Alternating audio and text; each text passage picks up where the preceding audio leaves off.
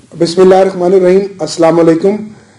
मैं Malik Mohammad Aamir Dogar Pakistan football federation के नायब सदर की हैसियत से आपसे मुखातिब हूँ। चाहिए तो ये था कि मैं पुरहजूम प्रेस कॉन्फ्रेंस में अपने साथियों के साथ पाकिस्तान के फुटबॉल लवर्स से बात करता, लेकिन आप जानते हैं आजकल कोरोना वायरस की वजह से पाबंदी है। मैंने मुनासिब समझा कि वीडियो पैगाम के ज़रिए आप दोस्तों से बात करूँ।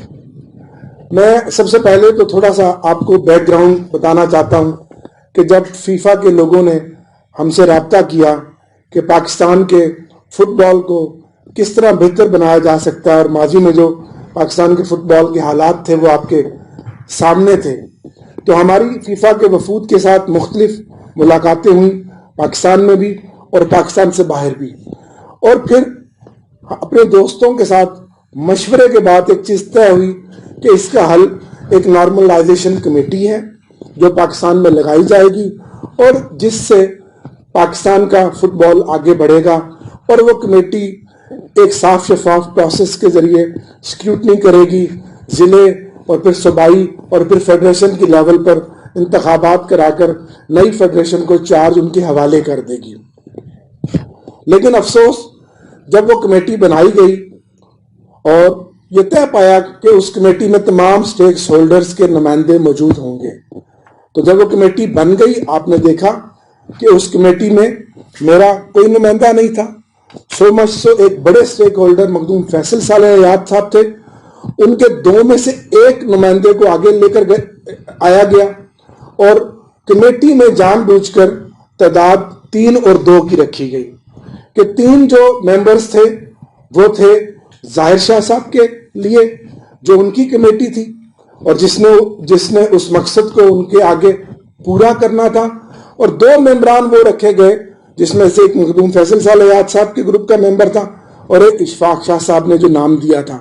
लेकिन उनकी जो आरा थी या उनका जो पॉइंट ऑफ व्यू था उसकी कोई वैल्यू किसी भी जगह पर नहीं रखी गई, ना उनकी किसी बात को किसी फैसले में फैसला साजी में अहमियत दी गई।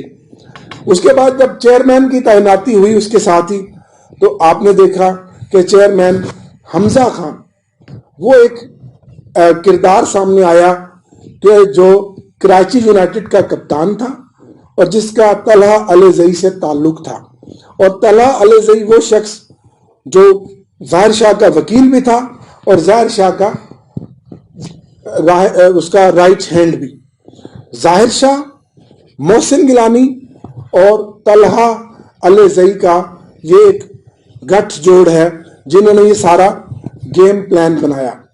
और उसके अलावा बाकी जो उन्होंने उसके बाद अपॉइंटमेंट्स की, जो बाकी लोग फेडरेशन में रखे, वो एक खास मखसूस ग्रुप था, एक टोला था नौजवान लड़के और लड़कियों का जिनका ताल्लुक कराची से था और जो माजी में हमजा खान के साथ एक प्राइवेट अदारे में इकट्ठे काम करते थे।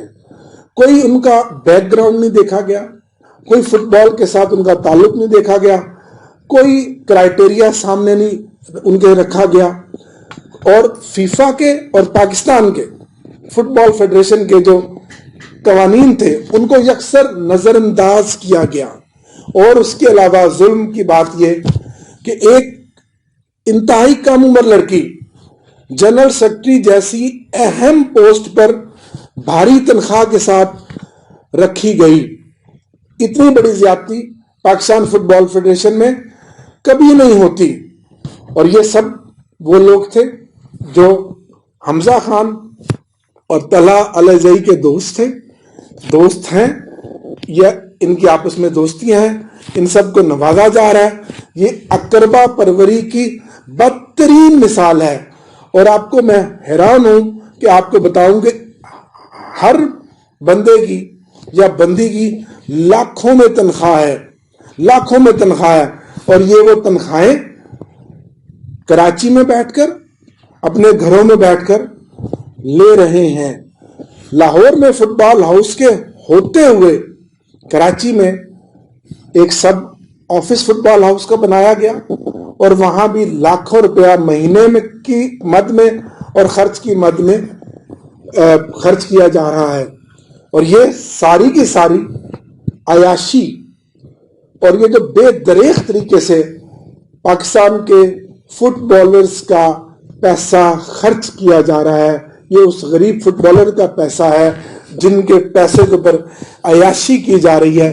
یہ وہ پیسہ ہے جو لگ بھگ 17.5 کروڑ روپیہ ہماری جو فیڈریشن تھی، جس کو آپ جانتے ہیں کہ سپریم کورٹ کے حکم کے تحت ایک پروسیس کے ذریعے وہ الیکٹ ہوئی، جس میں کانگریس کے ممبر بھی تھے، نائب صدور بھی تھے، باقی ایگزیکٹو باڈی تھی، یہ وہ ہماری فیڈریشن نے ان کو وہ پیسہ سپرد کیا، اور ہم نے 1 سال میں الحمدللہ بڑی ایمانداری سے، نیک نیتی سے، دیانت داری سے 1 روپیہ خرچ کیا۔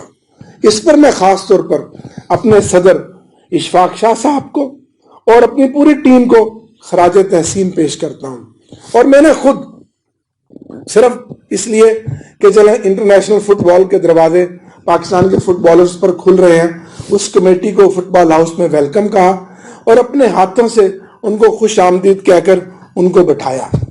لیکن انہوں نے کیا کیا؟ اب تک جو ان کے حالات اور واقعات ہیں آپ سب جانتے ہیں، اور مزے کی بات ہے کہ وہ فیڈریشن جو مخدوم فیصل صالح حیات صاحب کی فیڈریشن تھی، جس کو فیفا اور AFC تسلیم کرتا تھا اور جو ان کو فنڈنگ کرتا تھا، ان سے آج دن تک 1 روپے کا حساب کتاب نہیں لے سکے۔ یہ تو ان کی ویلیو ہے، انہوں نے ایک فائل تک ان کو نہیں دکھائی، جبکہ دوسری طرف یہ اپنی منمانیاں کر رہے ہیں۔ آپ صوبائی جو MC کمیٹی ہیں اگر ان کو دیکھ لیں تو پنجاب کی جو کمیٹی کا انہوں نے مذاق بنایا ہوا ہے، اور 5ویں 6ٹھی دفعہ وہ کمیٹی بنائی ہے، کبھی اس میں 5 ممبر ڈال دیتے ہیں، کبھی اس میں 7 ممبر ڈال دیتے ہیں، کبھی اس میں 6 ممبر ڈال دیتے ہیں، اور سب سے بڑی زیادتی کہ سٹیک ہولڈرز کو نہ صرف پنجاب میں بلکہ پورے پاکستان میں ان کمیٹیوں میں نظر انداز کیا گیا ہے، جو کہ فیفا اور AFC اور فٹ بال فیڈریشن کے قوانین کی بالکل خلاف ورزی ہے۔ آپ جانتے ہیں پنجاب میں میجر سٹیک ہولڈر ہوں، میرے گروپ کو مجھے بالکل نظر انداز کر دیا گیا ہے، اور میرا ایک ممبر بھی اس کمیٹی میں نہیں ڈالا گیا۔ پورا پاکستان اور ہم سب لوگ ان تمام کمیٹیوں کو ریجیکٹ کرتے ہیں، اور ظلم کی بات ہے کہ ان دنوں میں جب کرونا وائرس کی وجہ سے پوری دنیا اس موذی مرض کے خلاف لڑ رہی ہے، فیفا اور AFC نے بھی اپنی فٹ بال کی تمام ایکٹیویٹیز کو سسپینڈ کر دیا ہے۔ آپ ان دنوں میں بھی اپنے مذموم مقاصد کے، اپنے مذموم عزائم کی تکمیل کے لیے اپنا گھناؤنا کھیل کھیل رہے ہیں۔ چاہیے تو یہ تھا کہ آپ پاکستان کے غریب فٹ بالرز اور آفیشلز کے لیے، کوئی ان کی ویلفیئر کے لیے، کوئی ان کے راشن کے لیے، کوئی ان کی بے روزگاری کے لیے کوئی پیکج اناؤنس کرتے، کوئی کلبز کو پیسہ دیتے۔ آپ اپنے اللہ تللوں پر تو لاکھوں روپیہ خرچ کر رہے ہیں، لاکھوں روپے کے جعلی بل بنا رہے ہیں پیٹرول کی مد میں اور ہوٹلز کے بل میں، لیکن پاکستان کا غریب فٹ بالر اپنے گھروں میں بے روزگاری کا اور قحط کا شکار ہے۔